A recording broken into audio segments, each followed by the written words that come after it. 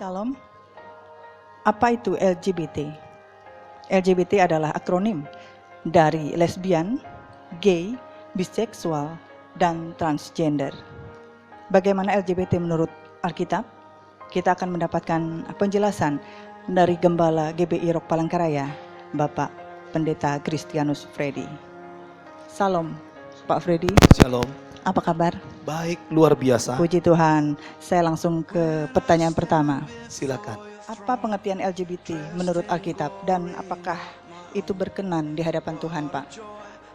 Pertama-tama yang kita perlu ketahui adalah bahwa Tuhan itu mempersatukan antara pria dan wanita, Adam dan Hawa, bukan Adam dengan Alyom.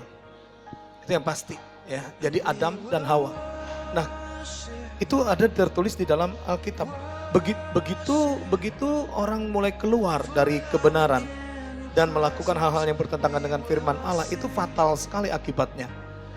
Nah, oleh sebab itu pada waktu ada orang-orang yang bisa melanggar kebenaran, sebagai contoh di dalam Alkitab, Roma pasal yang pertama dari ayat yang ke-25, di sana dikatakan, sebab mereka menggantikan kebenaran Allah dengan dusta dan memuja dan menyembah makhluk dengan melupakan pencipta yang harus dipuji selama-lamanya. Amin. Karena itu Allah menyerahkan mereka kepada hawa nafsu yang memalukan. Sebab istri-istri mereka menggantikan persetubuhan yang wajar dengan yang tak wajar. Demikian juga suami-suami meninggalkan persetubuhan yang wajar dengan istri mereka dan menyala-nyala dalam berahi mereka seorang terhadap yang lain. Sehingga mereka melakukan kemesuman laki-laki dengan laki-laki. Dan karena itu mereka menerima dalam diri mereka balasan yang setimpal untuk kesesatan mereka. Dan karena mereka tidak merasa perlu untuk mengakui Allah, maka Allah menyerahkan mereka kepada pikiran-pikiran yang terkutuk. Sehingga mereka melakukan apa yang tidak pantas. Penuh dengan rupa-rupa kelaliman, kejahatan, keserakahan, dan kebusukan. Penuh dengan dengki, pembunuhan, perselisihan, tipu muslihat, dan kefasikan. Dan ini fatal sekali akibatnya, karena begitu keluar dari kebenaran, keluar dari firman Tuhan, maka akibatnya adalah berurusan dengan Allah. Ya, konkretnya, Pak? Konkretnya adalah di mana orang yang melakukan LGBT ini, maka hukumannya itu fatal sekali. Contohnya, pada waktu zaman dulu, Sodom dan Gomora aja yang melakukan hubungan sejenis seperti itu dimusnahkan oleh Tuhan. Baru 2 kota, apalagi kalau itu sampai dunia dapat kita kita dapat memperkirakan hukumannya yang murka Allah. Ya. Berarti hanya tinggal tunggu waktunya aja. Baik, Pak.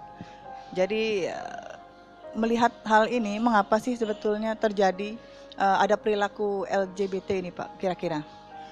Ini bukan penyakit sebenarnya, ini bukan penyakit, tetapi ini merupakan satu kebiasaan buruk, ya, merupakan satu kebiasaan buruk, dan itu sebenarnya memang bisa dilawan, bisa diatasi dengan sikap yang benar, apalagi kalau kita dikatakan sebagai orang yang beragama. Tentu saja agama apapun tidak membenarkan LGBT itu, pasti tidak membenarkan. Nah, kalau dikatakan itu merupakan penyakit yang menular, saya rasakan tidak. Ya, itu tergantung kitanya ini. Ya, kalau kita mengerti kebenaran, kita mengerti firman Tuhan, saya percaya kita tidak akan melakukan hal-hal yang seperti itu. Kemudian berikutnya pertanyaan kami adalah bagaimana menyikapi bila terjadi perilaku LGBT ini di sekeliling kita, Pak? Oke.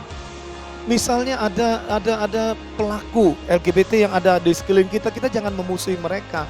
Kita jangan sampai memperlakukan mereka seperti sampah. Karena walaupun bagaimana, mereka itu adalah jiwa-jiwa yang berharga di hadapan Tuhan.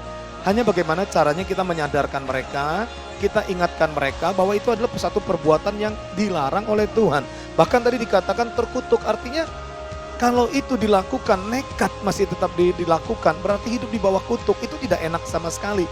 Dan sudah pasti tidak memiliki masa depan yang penuh dengan harapan, karena bertentangan dengan firman Tuhan. Nah, terus apa yang kita lakukan? Orang yang seperti itu kita sadarkan bahwa itu salah dan itu tidak benar. Ya, kita berharap tentu saja kalau bisa dia kembali kepada kebenaran dan hidup di dalam kebenaran. Seperti yang Alkitab katakan, Jangan sampai jangan sampai meninggalkan kebenaran yang sesungguhnya seperti itu. Baik, yang terakhir Pak, apa saran Bapak? Mungkin ada pesan-pesan gembala untuk generasi muda di GBI Rock Palangkaraya dan generasi muda mungkin seluruh kota Palangkaraya dan juga orang tua. Saya hanya menghimbau terutama untuk generasi muda, cari komunitas atau memilih berkomunitas dengan orang-orang yang takut Tuhan. Jangan keluar dari kebenaran. Jangan berpikir bahwa itu penyakit yang akan menular. Enggak, kita yang menentukan, kita yang mengambil sikap. Pada waktu kita mengerti kebenaran, kita sudah kelihatannya seperti kita dibawa arus untuk ke sana. Kita cepat keluar bahwa ini tidak benar. Nah, untuk itu, untuk generasi muda, khususnya GBI Rock yang ada di Palangkaraya, takut akan Tuhan, bertumbuh di dalam kebenaran, berkomunitas dengan orang-orang yang takut akan Tuhan, dan menghindar dari hal-hal yang kelihatannya hidup tidak menyimpang dari kebenaran. Hanya itu yang paling penting. Demikian juga dengan generasi muda yang ada di Palangkaraya.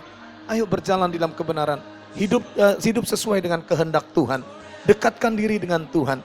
Saya percaya kita akan terhindar dari hal-hal yang seperti itu. Ya, demikian informasi dan penjelasan dari Bapak Gembala GBI Rock Palangkaraya. Semoga bermanfaat bagi kita bersama. Tuhan Yesus memberkati.